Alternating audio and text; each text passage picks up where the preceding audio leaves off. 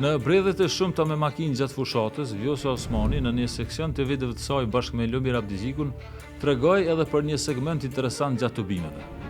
Do shta ka qenë ajo pyetja që na u bë të dyve në një stok prej një djali i ri i cili tha qa është një e vërtet e hidhur që nuk doni me na thonë. Përgjigjen e sinqert ai riu në istok e mori mbrëm nga Vjosa Osmani. Lëvizja Vetëvendosje nuk ka asnjë arsye që ta refuzojë emrin tim për presidente të shtatë të Republikës së Kosovës. Pra, e vërteta e hidhur që s'po i thuhej nuk ishte as gjendja e rënduar ekonomike, shëndetësia së mur, kërcënimi i demokracisë apo rreziku i prishjes së aleanca me Perëndimin. Por nuk ishte as fati i lidhjes demokratike të Kosovës. Përballë një rezultati sërish katastrofal të kësaj partie, Vjosa Osmani brengën e vet me pati fatin e saj personal. Osmani e dëshmoi se ky projekti i bashkimit me LDK-n ishte veç një rrotullim për ta gjetur disi rrugën që e çon sërish drejt realizimit të dëshirës së saj të shfrenuar për pushtet personal. Të dielën ish presidentja e shkelmoi dhe gjujtin e lloç çdo sakrificë opozitare, çdo kritik që bëron nga kudo për pushtetin e Kurtit, që edhe sipas vetë asaj së fundi përbën rrezik për shtetin. Të kaluarës do t'i takoj politika që kërkon në nështrim e jo mendim të lirë. Osmani përfundimisht e dëshmoi se LDK-n e pati vetëm një trampolin që e përdor varësisht kur ka nevojë ta bëjë kërcimin e radhës në pushtet e luks.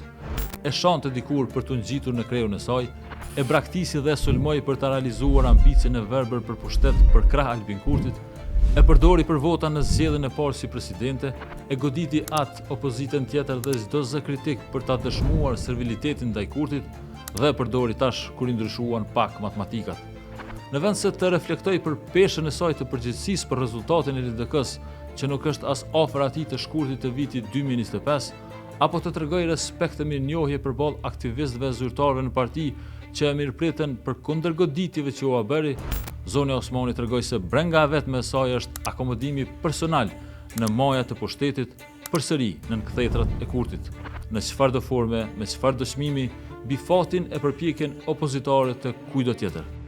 Dhe për fatin e LDK-s, këtij skenari të Osmanit i shërbeu me përpikëri kryetari Lumir Abdiziku, që u bë edhe shofer e moderator në këtë fushat. Pozicion.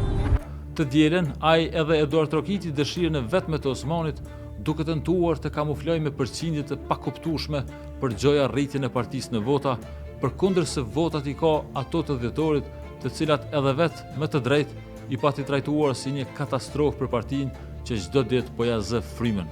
LDK ka kandidatën e vet, Vjosa Osmani, dhe këtë do të jetë piknisja e diskutimeve të ardhme. Sepse në fund të fundit edhe ai, i ulur në koltukun e të parit, përballë krizave e pakënaqësive të mëdha të brendshme për rezultatet e dobta, po kërkon ta shpëtojë veten, duke luajtur vallën e njëjtë me zonin Osmani.